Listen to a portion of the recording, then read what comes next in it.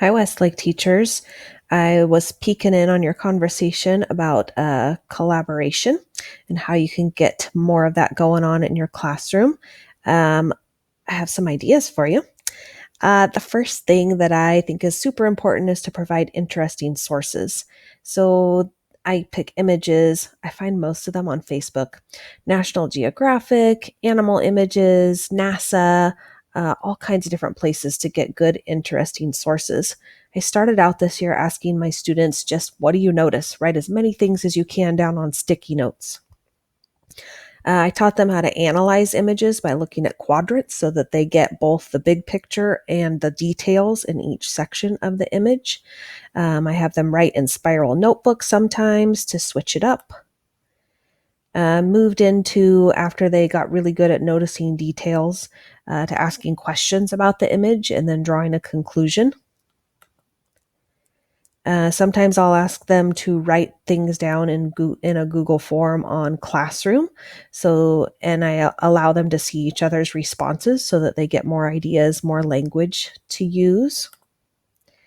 Here's an example of what it might look like on a form. So I could put the image right on the form and then remind them to do what they notice, what questions they have, and a conclusion they can draw. Sometimes I'll do it with videos. Also, have them watch a video and do a 3-2-1 on video. So they've gotten really good at this skill of noticing, asking questions, and drawing conclusions. I've even spun this into adding grammar to the images. So it's a routine every morning when they come into the classroom. There's an image on the screen. They know to examine it and to look at the prompt on the screen.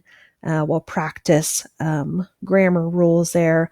Writing introductions, writing conclusions.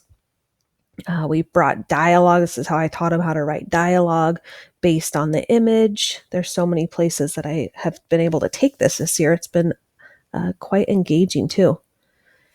One big part of it is to have the kids up and talking. So after they have a chance to quietly think on their own and to quietly write on their own, then to give them an opportunity to discuss it. The stems I use most often are these two: I agree with you because, or interesting, I would like to add on to your idea. And the idea here is that we teach them how to have interaction with each other. So it's a back and forth conversation on the same topic, as opposed to output, which is a share, stop, share, stop. So here is a picture of them looking at their image of the morning. They've written their 3-2-1. They are in two lines facing each other, reading to each other what they noticed, and then responding to that person's idea. And then they switch partners by just having one line move down two people and repeat with the question that they asked or some other prompt for discussion. So they're really used to meeting with different people, sharing ideas, hearing ideas, and then that all leads into better writing skills. Here's an example from Classroom where I can post an assignment and they can comment. I put the stems in here, the same stems again. Here's a new one. So you're saying that as a summary of what someone has said. We've been able to improve our sentence writing here and using adjectives and prepositional phrases. You can use any skill that's appropriate to your grade level based off of these images. This one we were working on prepositional phrases, and I was able to give them some feedback on responses from the day before that earned full points for what exactly what I was looking for. So they got feedback there and were able to improve their own work.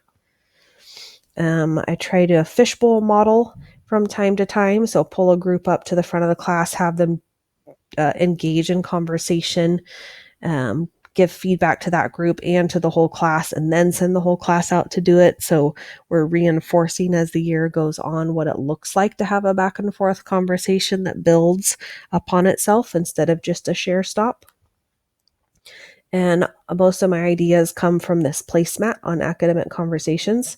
If you want a copy of it, I have it digitally. Just let me know, and let me know if you have any questions or want to examine anything further.